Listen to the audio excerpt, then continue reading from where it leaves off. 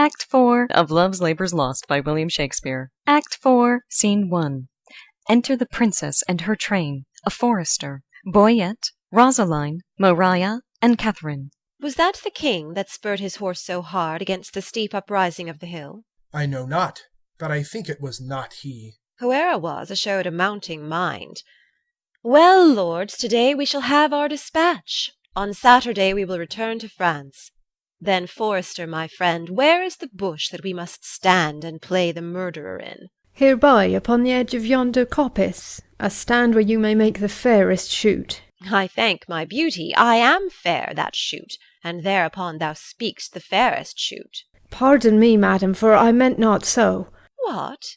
What? First praise me, and again say no? O short-lived pride!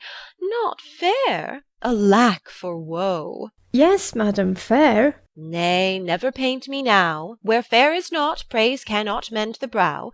Here, good my glass, take this for telling true. Fair payment for foul words is more than due. Nothing but fair is that which you inherit. Oh, see, see, my beauty will be saved by merit. O heresy and fair fit for these days. A giving hand, though foul, shall have fair praise. But come, the bow. Now mercy goes to kill, and shooting well is then accounted ill. Thus will I save my credit in the shoot. Not wounding, pity would not let me do't. If wounding, then it was to show my skill, that more for praise than purpose meant to kill. And out of question, so it is sometimes, glory grows guilty of detested crimes. When for fame's sake, for praise, an outward part, we bend to that the working of the heart. As I for praise alone now seek to spill the poor dear's blood, that my heart means no ill. Do not cursed wives hold that self-sovereignty only for praise sake, when they strive to be lords o'er their lords? Only for praise, and praise we may afford to any lady that subdues a lord. Here comes a member of the Commonwealth. Enter Custard. God dig you den all. Pray you, which is the head lady? Thou shalt know her, fellow, by the rest that have no heads. Which is the greatest lady? The highest? The thickest and the tallest. The thickest and the tallest! It is so, truth is truth. And your waist, mistress, were as slender as my wit. One of these maids' girdles for your waist should be fit. Are not you the chief woman? You are the thickest here. What's your will, sir? What's your will? I have a letter from Monsieur Biron to one Lady Rosalind. Oh, thy letter, thy letter! He's a good friend of mine. Stand aside, good bear. Boyette, you can carve. Break up this capon. I am bound to serve. This letter is mistook. It importeth none here. It is writ to Jaquenetta. We will read it, I swear. Break the neck of the wax, and every one give ear. Reads. By heaven, that thou art fair is most infallible. True that thou art beauteous, truth itself that thou art lovely. More fairer than fair, beautiful than beauteous, truer than truth itself have commiseration on thy heroical vassal. The magnanimous and most illustrate King Cophetua set eye upon the pernicious and indubitate beggar Xenophalon, and he it was that might rightly say, Veni, vidi, vici, which to anathenize in the vulgar, O base and obscure vulgar, videlicet, he came, saw, and overcame. He came, 1, saw, 2, overcame, 3. Who came? The king. Why did he come? To see. Why did he see? To overcome. To whom came he? To the beggar. What saw he? The beggar. Who overcame he? The beggar. The conclusion is victory. On whose side? The king's. The captive is enriched. On whose side? The beggar's. The catastrophe is a nuptial.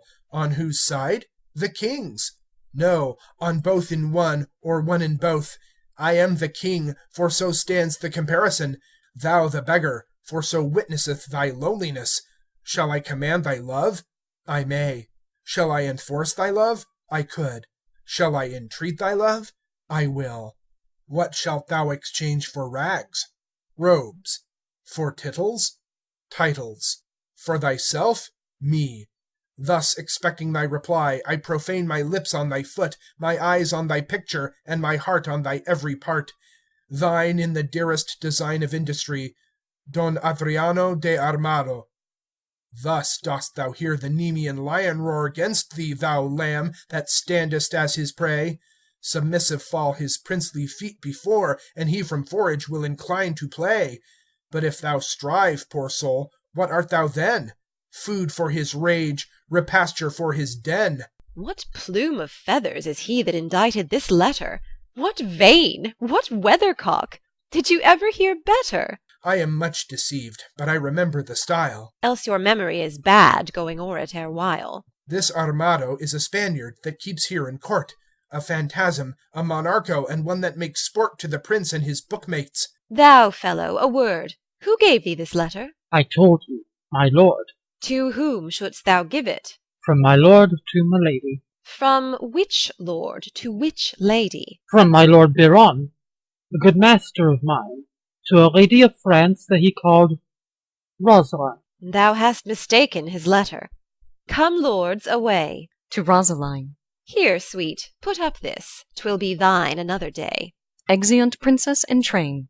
Who is the suitor? Who is the suitor? Shall I teach you to know? I, my continent of beauty. Why, she that bears the bow. Finely put off. My lady goes to kill horns, but, if thou marry, hang me by the neck if horns that year miscarry. Finely put on. Well then, I am the shooter. And who is your dear? If we choose by the horns, yourself come not near. Finely put on indeed. You still wrangle with her, Boyet, and she strikes at the brow. But she herself is hit lower.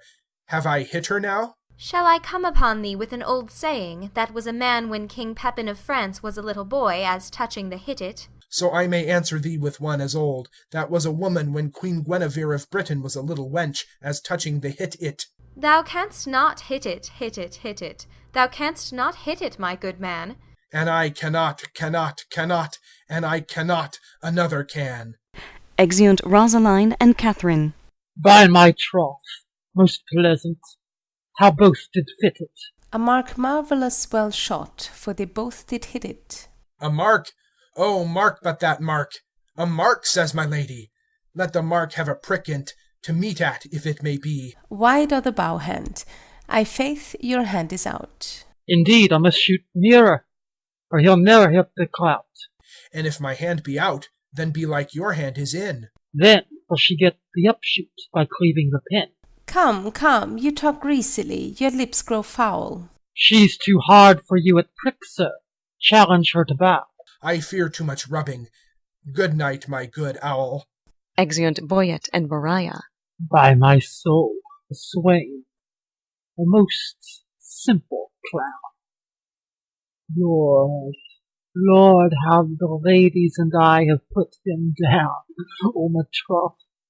Most sweet jests, most iconic, vulgar wit, when it comes so smoothly off, so obscenely, as it were, so fit. Armado on the one side, oh, a most dainty man. To see him walk before a lady and to bear her fan, to see him kiss his hand, and how most sweetly will swear.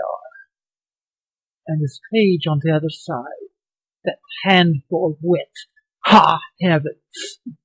It is a most pathetical knit. Sola, sola. Shout within. Exit Costard, running. Scene 2. Enter Holofernes, Sir Nathaniel, and Dull. Very reverend sport, truly, and done in the testimony of a good conscience. The deer was, as you know, sanguis, in blood, ripe as the pomawata, who now hangeth like a jewel in the ear of Caelo, the sky, the welkin, the heaven, and anon falleth like a crab on the face of terra, the soil, the land, the earth. Truly, Master Holofernes, the epithets are sweetly varied.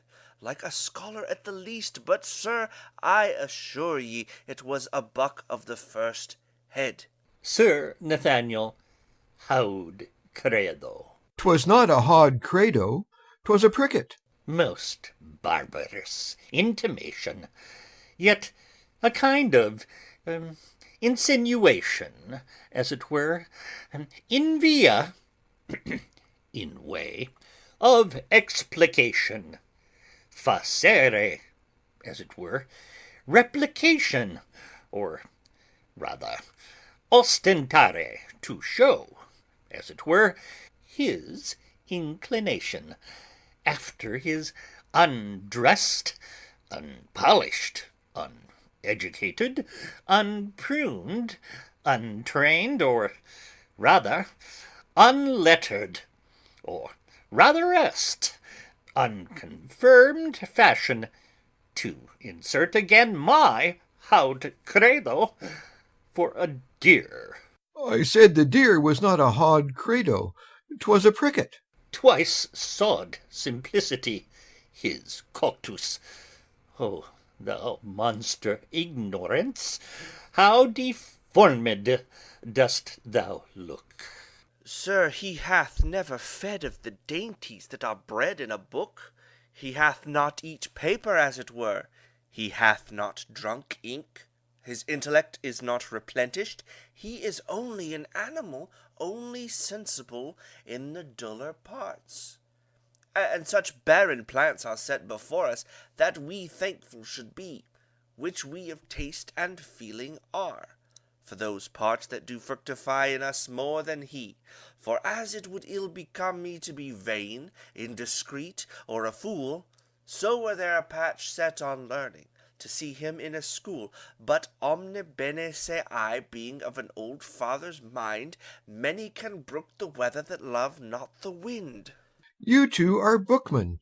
Can you tell me by your wit what was a month old at Cain's birth, that's not 5 weeks old as yet? Dictina, good man, dull.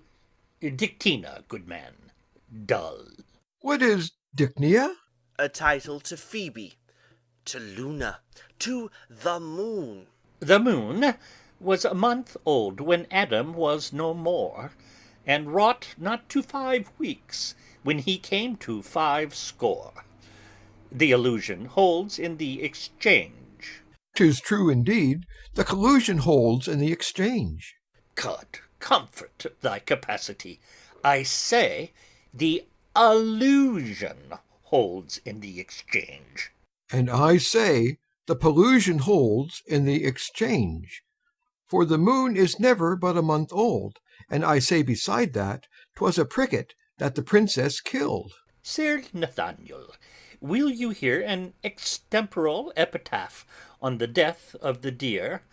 And to humour the ignorant, call I the deer the princess killed a pricket. Perge, good Master Holofernes, perge, so it shall please you to abrogate scurrility. I will something affect the letter, for it argues facility.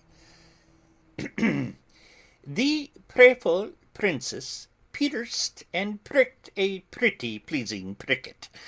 Some say a sore, but not a sore, till now made sore with shooting. The dogs did yell, put L to sore, then sorrel jumps from thicket, or pricket sore, or else sorrel. The people fall a hooting. If sore be sore, then L to sore makes 50 sores, 1 sorrel. Of 1 sore I an 100 make, by adding but 1 more L. Oh, a rare talent! Aside. If a talent be a claw, look how he claws him with a talent. This is a gift that I have, simple, simple, a foolish, extravagant spirit, full of forms, figures, shapes, objects, ideas, apprehensions, motions, revolutions. These are begot in the ventricle of memory, nourished in the womb of Pia Mater, and delivered upon the mellowing of occasion. But the gift is good in those in whom it is acute, and I am thankful for it. Sir, I praise the Lord for you, and so may my parishioners, for their sons are well tutored by you, and their daughters profit very greatly under you. You are a good member of the commonwealth. Mayor Clay, if their sons be ingenuous, they shall want no instruction. If their daughters be capable, I will put it to them. But vir sapit qui pauca loquitur, a soul feminine saluteth us. Enter Jaquinetta and Custard. God give you good morrow, Master Parson. Master Parson, quasi person, and if one should be pierced, which is the one? Marry, Master Schoolmaster, he that is likest to a hogshead. Piercing a hogshead? A good lustre of conceit in a tuft of earth. Fire enough for a flint, pearl enough for a swine. 'Tis pretty, it is well. Good Master Parson, be so good as read me this letter. It was given me by Costard, and sent me from Don Armado. I beseech you, read it. Faust, precurgelida quando pecus, omne sub umbra ruminat, and so forth. Ah, good old Mantuan, I may speak of thee as the traveller doth of Venice. Venetia, Venetia, chi non ti vede, non ti precia. Old Mantuan, who understandeth thee not, loves thee not. Ut re sol la mi fa. Under pardon, sir, what are the contents, or rather, as Horace says in his what, my soul, verses? Ay, sir, and very learned. Let me hear a staff, a stanze, a verse. Legge, Domine. Reads. If love make me forsworn, how shall I swear to love? Ah, never faith could hold, if not to beauty vowed. Though to myself forsworn, to thee I'll faithful prove. Those thoughts to me were oaks, to thee like osiers bowed. Study his bias leaves, and make his book thine eyes, where all those pleasures live that art would comprehend. If knowledge be the mark, to know thee shall suffice. Well learned is that tongue that well can thee commend, all ignorant that soul that sees thee without wonder. Which is to me some praise that I thy parts admire. Thy eye Jove's lightning bears, thy voice his dreadful thunder, which not to anger bent is music and sweet fire. Celestial as thou art, O pardon, love, this wrong, that sings heaven's praise with such an earthly tongue. You find not the apostrophus, and so miss the accent. Let me supervise the cazonet. Here are only numbers ratified, but for the elegancy, facility, and golden cadence of poesy, cadet. Ovidius Naso was the man, and why indeed Naso, but for smelling out the odoriferous flowers of fancy, the jerks of invention. Imitare is nothing. So doth the hound his master, the ape his keeper, the tired horse his rider. But, damosel, virgin, was this directed to you? Ay, sir, from one Monsieur Baron, one of the strange queen's lords. I will overglance the superscript. To the snow-white hand of the most beauteous Lady Rosaline. I will look again on the intellect of the letter for the nomination of the party writing to the person written unto. Your ladyship's in all desired employment. Biron. Sir Nathaniel, this Biron is one of the votaries with the king, and Here he hath framed a letter to a sequent of the stranger queens, which accidentally, or by the way of progression, hath miscarried.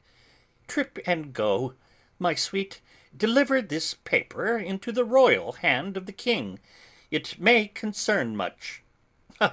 Stay not thy compliment. I forgive thy duty. Adieu. Good Custard, go with me.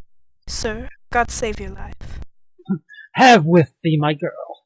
Exeunt Custard and Jaquenetta. Sir, you have done this in the fear of God very religiously, and as a certain father saith... Sir, tell me not of the father. I do fear colorable colours. But to return to the verses, did they please you, Sir Nathaniel? Marvellous well for the pen. I do dine to-day at the father's of a certain pupil of mine, where, if before repast it shall please you to gratify the table with a grace, I will, on my privilege I have with the parents of the foresaid child or pupil, undertake your benvenuto, where I will prove those verses to be very unlearned, neither savouring of poetry, wit, nor invention. I beseech your society. And thank you too, for society, saith the text, is the happiness of life. And certes, the text most infallibly concludes it. To Dull. Sir, I do invite you too. You shall not say me nay. Pauca verba.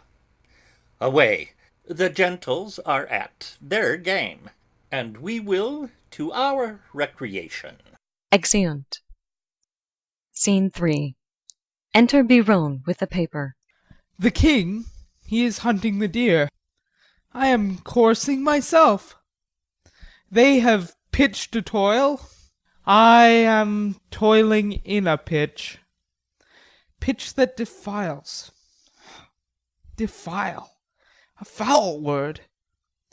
Well, set thee down, sorrow. For so they say the fool said, and so say I. And I the fool. Oh, well proved wit. By the Lord, this love is as mad as Ajax. It kills sheep. It kills me. I, a sheep, well proved again at my side. I will not love. If I do, hang me. I' faith, I will not. Oh, but her eye.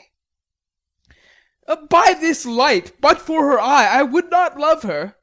Yes, for her 2 eyes. Well, I do nothing in the world but lie, and lie in my throat. By heaven, I do love, and it hath taught me to rhyme, and to be melancholy, and here is part of my rhyme, and here my melancholy. Well, she hath one of my sonnets already. The clown bore it, the fool sent it, and the lady hath it. Sweet clown, sweeter fool, sweetest lady. By the world, I would not care a pin if the other 3 were in. Here comes one with a paper. God give him grace to groan. Stands aside. Enter Ferdinand with a paper. Ay me. Aside. Ah, shot by heaven! Proceed, sweet Cupid. Thou hast thumped him with thy bird bolt under the left pap. In faith, secrets. Reads. So sweet a kiss the golden sun gives not to those fresh morning drops upon the rose, as thy eye beams, when their fresh rays have smote the night of dew that on my cheeks down flows. Nor shines the silver moon one half so bright through the transparent bosom of the deep, as doth thy face through tears of mine give light. Thou shinest in every tear that I do weep. No drop but as a coach doth carry thee, so ridest thou triumphing in my woe. Do but behold the tears that swell in me, and they thy glory through my grief will show. But do not love thyself, then thou wilt keep my tears for glasses, and still make me weep. O Queen of Queens, how far dost thou excel! No thought can think, nor tongue of mortal tell. How shall she know my griefs? I'll drop the paper. Sweet leaves, shade folly. Who is he comes here? Steps aside. What? Longaville? And reading? Listen, ear. Now in thy likeness one more fool appear. Enter Longaville with the paper. Ay me, I am forsworn. Why, he comes in like a perjure, wearing papers. In love, I hope. Sweet fellowship in shame. One drunkard loves another of the name. Am I the first that have been perjured so? I could put thee in comfort, not by two that I know. Thou makest the triumvirate, the corner cap of society, the shape of love's Tyburn that hangs up simplicity. I fear these stubborn lines lack the power to move. O sweet Maria, empress of my love, these numbers I will tear and write in prose. Oh, rhymes are guards on wanton Cupid's hose, disfigure not his slop. The same shall go. Reads. Did not the heavenly rhetoric of thine eye, against whom the world cannot hold argument, persuade my heart to this false perjury? Vows for thee broke deserve not punishment. A woman I forswore, but I will prove, thou being a goddess, I forswore not thee. My vow was earthly, thou a heavenly love. Thy grace being gained cures all disgrace in me. Vows are but breath, and breath a vapor is. Then thou, fair sun, which on my earth dost shine, exhalest this vapor vow, in thee it is. If broken then, it is no fault of mine. If by me broke, what fool is not so wise to lose an oath to win a paradise? This is the liver vein which makes flesh a deity, a green goose a goddess. Pure, pure idolatry. Oh, God amend us, God amend! We are much out of the way. By whom shall I send this? Company, stay. Steps aside. All hid, an old infant play. Like a demigod, here sit I in the sky, and wretched fools' secrets heedfully o'er-eye. More sacks to the mill! Oh, heavens, I have my wish! Enter Dumaine with the paper. Dumaine? Transformed! 4 woodcocks in a dish! O most divine Cathy! O most profane coxcomb! By heaven, a wonder in immortal eye! By earth she is not, corporal, there you lie. Her amber hair for fowl hath amber coated. An amber-coloured raven was well noted. As upright as the cedar. Stoop, I say, her shoulder is with child. As fair as day. Ay, as some days, but then no sun must shine. Oh, that I had my wish. And I had mine. And I mine too, good Lord. Amen, so I had mine. Is not that a good word? I would forget her, but a fever she reigns in my blood, and will remembered be. A fever in your blood? Why, then incision would let her out in saucers. Sweet misprision. Once more I'll read the odd that I have writ. Once more I'll mark how love can vary wit. Reads. On a day, elect a day, love whose month is ever May, spied a blossom passing fair, playing in the wanton air. Through the velvet leaves the wind, all unseen can passers find. All the lover sick to death, wish himself the heaven's breath. Ere, quoth he, thy cheeks may blow, ere, would I might triumph so.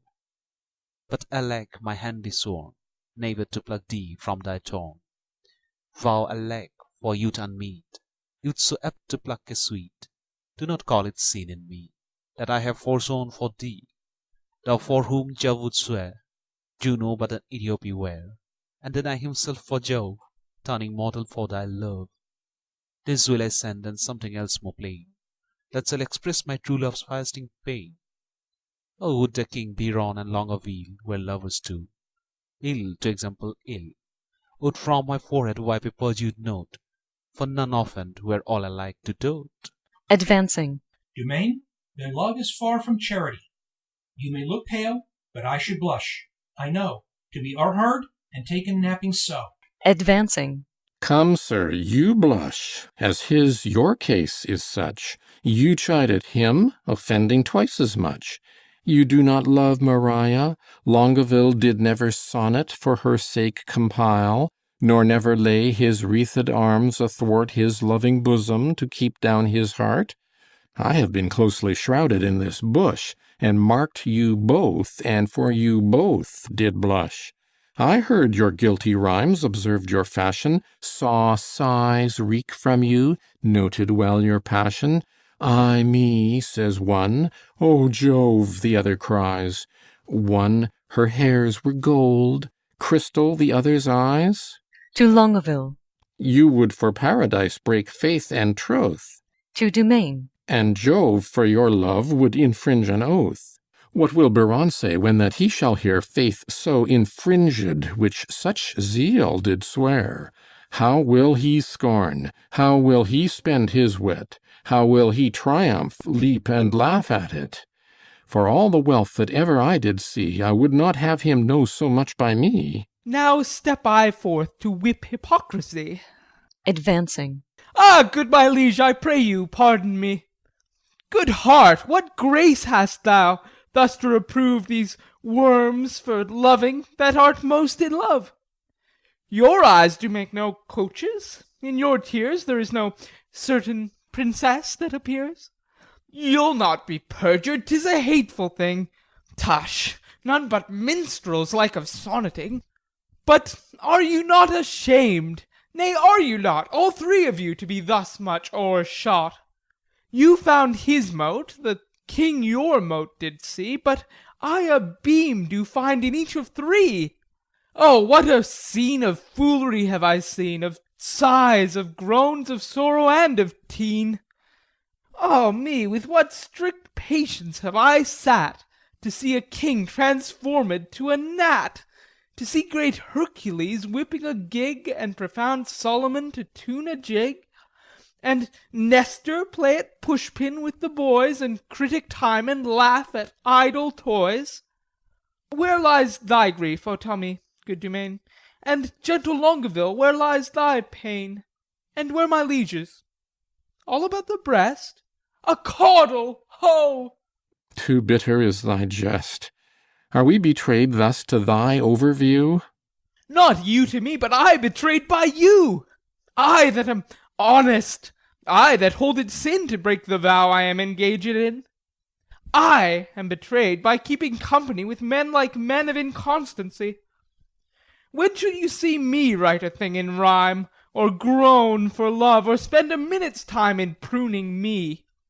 When shall you hear that I will praise a hand, a foot, a face, an eye, a gait, a state, a brow, a breast, a waist, alike a limb? Soft, whither away so fast? A true man or a thief that gallops so? I post from love. Good lover, let me go. Enter Jaquenetta and Custard. God bless the king. What present hast thou there? Some certain treason. What makes treason here? Nay, it makes nothing, sir. If it mar nothing neither, the treason and you go in peace away together. I beseech your grace, let this letter be read. Our parson misdoubts it. 'Twas treason, he said. Biron, read it over. Giving him the paper. Where hadst thou it? Of Costard? Where hadst thou it? Of Don Adromario. Don Adromario. Biron tears the letter. How now? What is in you? Why dost thou tear it? A toy, my liege, a toy. Your grace needs not fear it. It did move him to passion, and therefore let's hear it. It is Biron's writing, and here is his name. Gathering up the pieces. To Custard. Ah, you horse and loggerhead, you were born to do me shame. Oh, guilty, my lord, guilty, I confess, I confess. What? That you three fools lacked me, fool, to make up the mess. He, and you, my liege, and I are pick purses in love, and we deserve to die. Oh, dismiss this audience, and I shall tell you more. Now the number is even. True, true, we are four. Will these turtles be gone? Hence, sirs, away. Walk aside the true folk, and let the traitors stay. Exeunt Custard and Jaquenetta. Sweet lords, sweet lovers, oh, let us embrace, as true we are as flesh and blood can be. The sea will ebb and flow, heaven show his face. Young blood doth not obey an old decree. We cannot cross the cause why we were born, therefore of all hands must we be forsworn. What, did these rent lines show some love of thine? Did they, quoth you?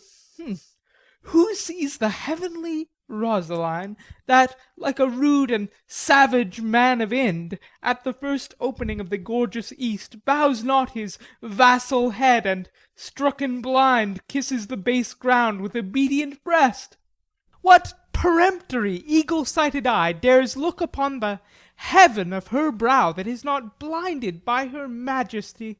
What zeal, what fury hath inspired thee now? My love, her mistress, is a gracious moon, she an attending star, scarce seen a light. My eyes are then no eyes, nor I Barone. Oh, but for my love day would turn to night. Of all complexions the cold sovereignty do meet, as at a fair, in her fair cheek, where several worthies make one dignity, where nothing wants that want itself doth seek. Lend me the flourish of all gentle tongues. Fie! Painted rhetoric! Oh, she needs it not. To things of sale a seller's praise belongs. She passes praise. Then praise too short doth blot. A weathered hermit, 50 winters worn, might shake off 50 looking in her eye. Beauty doth varnish age as if new born, and gives the crutch the cradle's infancy. Oh, 'tis the sun that maketh all things shine. By heaven, thy love is black as ebony. Is ebony like her? Oh, wood divine! A wife of such wood were felicity. Oh, who can give an oath? Where is a book? That I may swear beauty doth beauty lack, if that she learn not of her eye to look. No face is fair that is not full so black. O paradox, black is the badge of hell, the hue of dungeons and the suit of night, and beauty's crest becomes the heavens well. Devils soonest tempt, resembling spirits of light. Oh, if in black my lady's brows be decked, it mourns that painting and usurping hair should ravish doters with a false aspect. And therefore is she born to make black fair. Her favour turns the fashion of the days, for native blood is counted painting now, and therefore red that would avoid dispraise paints itself black to imitate her brow. To look like her are his chimney sweepers black. And since her time are colliers counted bright. And Ethiops of their sweet complexion crack. Dark needs no candles now, for dark is light. Your mistresses dare never come in rain, for fear their colours should be washed away. 'Twere good yours did, for, sir, to tell you plain, I'll find a fairer face not washed to-day. I'll prove her fair, or talk till doomsday here. No devil will fright thee then so much as she. I never knew man hold vile stuff so dear. Look, here's thy love. My foot and her face see. Oh, if the streets were paved with thine eyes, her feet were much too dainty for such tread. Oh, vile! Then as she goes, what upward lies? The street should see, as she walked overhead. But what of this? Are we not all in love? Nothing so sure, and thereby all forsworn. Then leave this chat, and good Biron, now prove our loving lawful, and our faith not torn. I marry, there. Some flattery for this evil. Oh, some authority how to proceed. Some tricks, some quillets, how to cheat the devil. Some sail for perjury. 'Tis more than you need. Have at you then, affection's men-at-arms. Consider what you first did swear unto, to fast, to study, and to see no woman. Flat treason gainst the kingly state of youth. Say, can you fast? Your stomachs are too young, and abstinence engenders maladies. And where that you have vowed to study, lords, and that each of you have forsworn his book, can you still dream and pore and thereon look? For when would you, my lord, or you, have found the ground of study's excellence, without the beauty of a woman's face? From women's eyes this doctrine I derive. They are the ground, the books, the Academes, from whence doth spring the true Promethean fire. Why, universal plodding poisons up the nimble spirits in the arteries, as motion and long-during action tires the sinewy vigour of the traveller. Now, for not looking on a woman's face, you have in that forsworn the use of eyes, and study, too, the causer of your vow. For is there any author in the world teaches such beauty as a woman's eye? Learning is but an adjunct to ourself, and where we are, our learning likewise is. Then when ourselves we see in ladies' eyes, do we not likewise see our learning there? Oh, we have made a vow to study, lords, and in that vow we have forsworn our books. For when would you, my liege, or you, in leaden contemplation have found out such fiery numbers as the prompting eyes of beauty's tutors have enriched you with? Other slow arts entirely keep the brain, and therefore, finding barren practisers, scarce show a harvest of their heavy toil. But love, first learned in a lady's eyes, lives not alone immured in the brain, but with the motion of all elements, courses as swift as thought in every power, and gives to every power a double power, above their functions and their offices. It adds a precious seeing to the eye. A lover's eyes will gaze an eagle blind.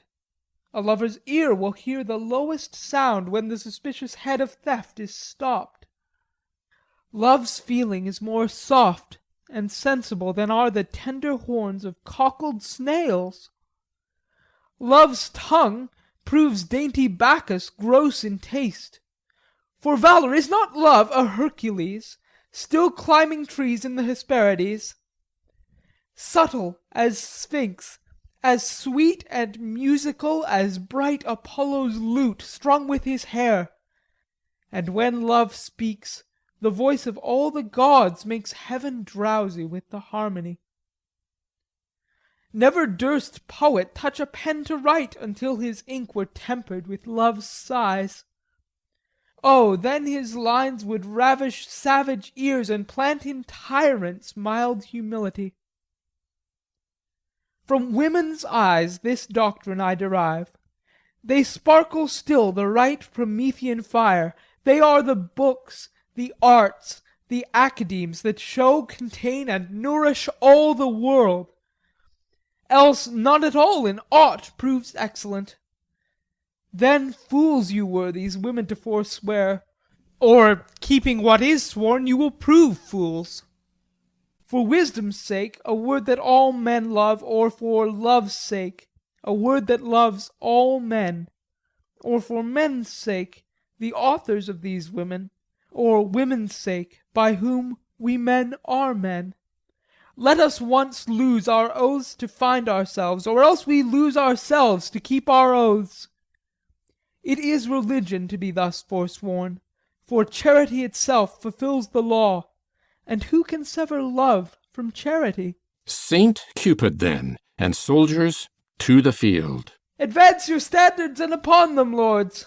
Pell-mell, down with them! But be first advised in conflict that you get the son of them. Now to plain dealing. Lay these glosses by. Shall we resolve to woo these girls of France? And win them, too. Therefore let us devise some entertainment for them in their tents. First from the park let us conduct them thither. Then homeward every man attach the hand of his fair mistress. In the afternoon we will with some strange pastime solace them, such as the shortness of the time can shape. For revels, dances, masks, and merry hours forerun fair love, strewing her way with flowers. Away, away! No time shall be omitted that will be time, and may by us be fitted. Allons, allons! Sowed cockle reaped no corn, and justice always whirls in equal measure. Light wenches may prove plagues to men forsworn. If so, our copper buys no better treasure. Exeunt. End of Act 4,